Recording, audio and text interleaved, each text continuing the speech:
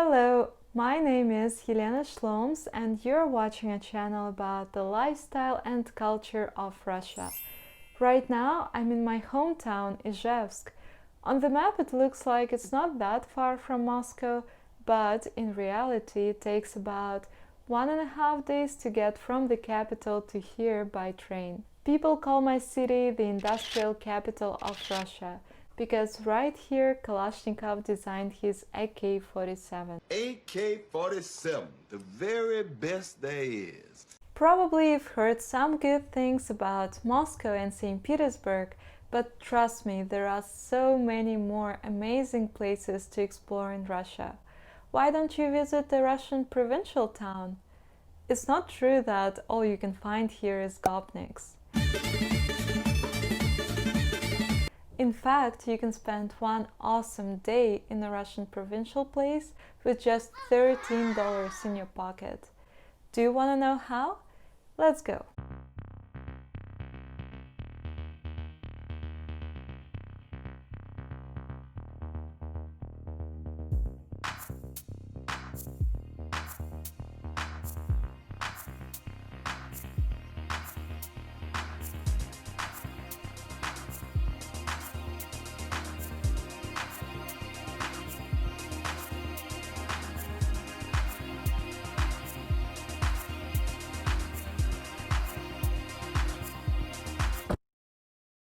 We are in Votkinsk, a tiny town 60 minutes away from Izhevsk. And the reason we came here is this man. Do you recognize him?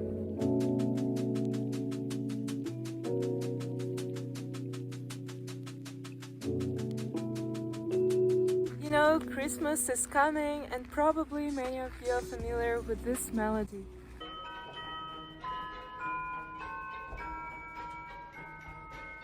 This music was actually written by Tchaikovsky, a famous composer who was born right here in this building, and he spent the first 9 years of his life in this house. This place is pretty popular and about 140,000 people come here every year, and it costs only $3 to get here from Izhevsk by bus. Pretty cool, yeah? The old mansion where Tchaikovsky was born is situated on the bank of a pond, which you can see behind me. Maybe it's hard to see right now actually because it's winter, but believe me, it's pretty beautiful. And some say that it was an inspiration for Tchaikovsky's Swan Lake.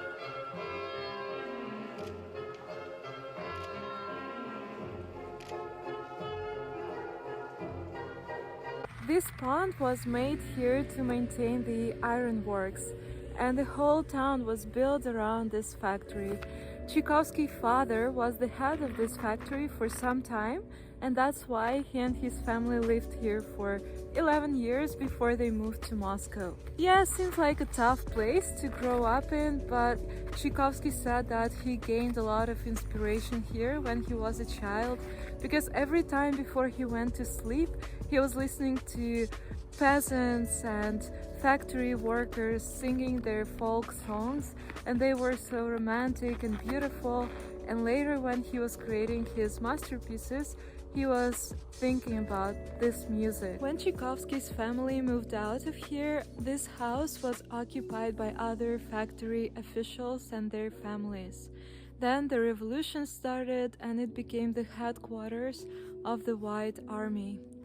Later, during the Soviet times, the building was reconstructed to be a technical college and then a canteen. Also, during the Soviet times, they started building a nuclear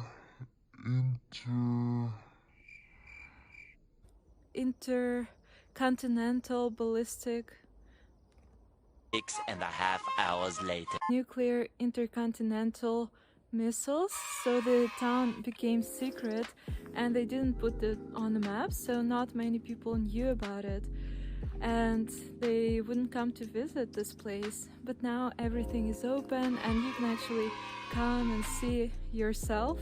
Now we are gonna go inside.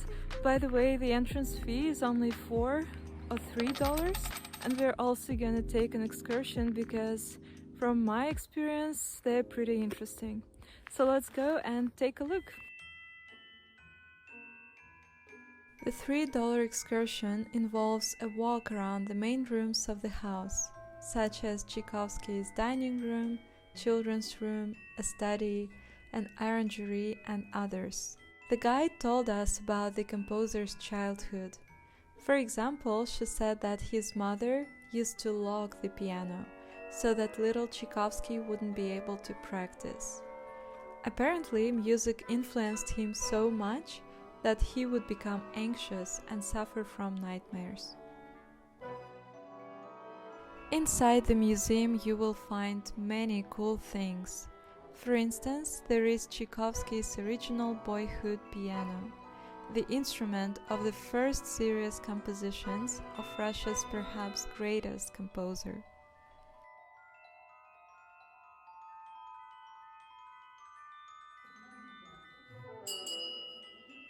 Another interesting thing to see here is the bed where Tchaikovsky was born.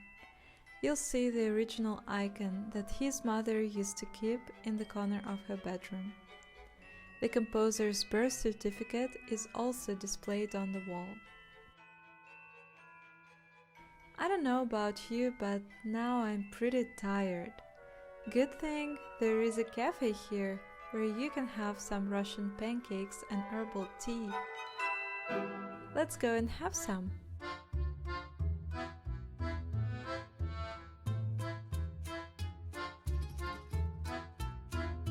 The cafe didn't seem to be super popular, although it was quite cozy. I really liked the details.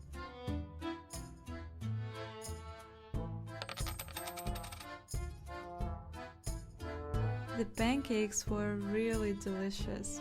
I just wish they had bigger portions.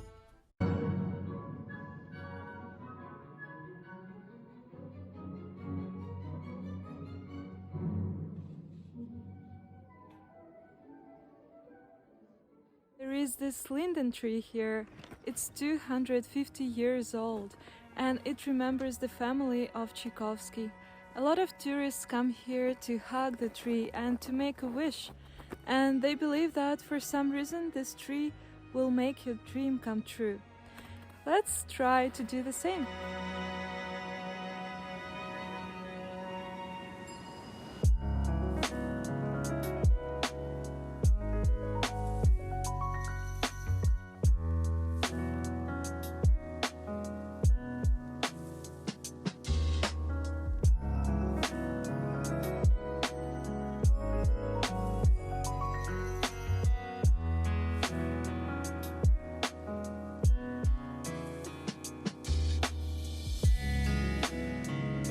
It's the end of the trip.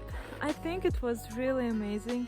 I feel so inspired and so happy right now. I don't know, it's just very touching and really amazing to realize that the world-renowned composer, the one that everyone admires, he was born in this tiny place next to the city where I live, and it's so inspiring and it makes me believe in myself. Also, this trip was really cheap. Let's take a look at the prices.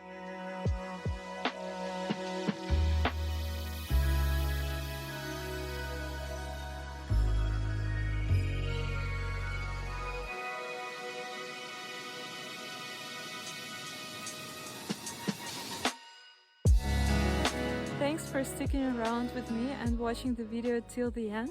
Next time I'm gonna show you what street food in Izhevsk looks like. I think you've never seen anything like that before, so please like, subscribe and click the bell button so that you will not miss the next video. Okay, bye!